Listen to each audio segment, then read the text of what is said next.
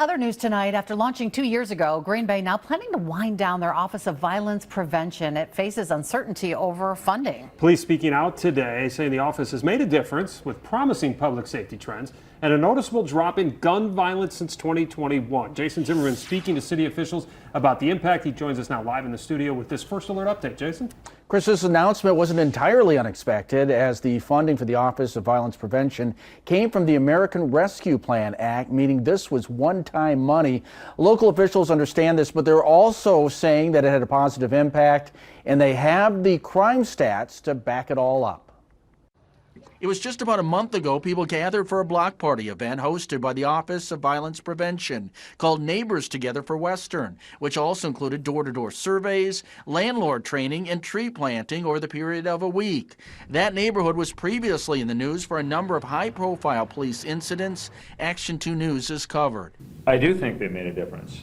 The police chief saying the engagement brought results. We tried something innovative with this program. We knew all along that we might come to this point when the grant dollars run out, depending on what our financial situation looked like at that point.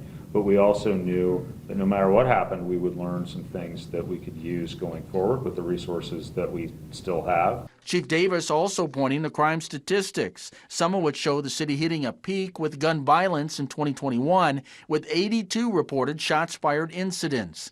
By this past year, that number had dropped to just 24, a 71% decrease. Homicide rates also fell by 67% between 2023 and 2024, and also property crimes, police say, are at a 10-year low. The mayor expressing his disappointment based on what he believes is positive progress in making the community more safe. Within the last few years, I think we saw unprecedented levels of funding and partnership, and it's certainly a disappointment from my perspective that we're not seeing more of that into the future.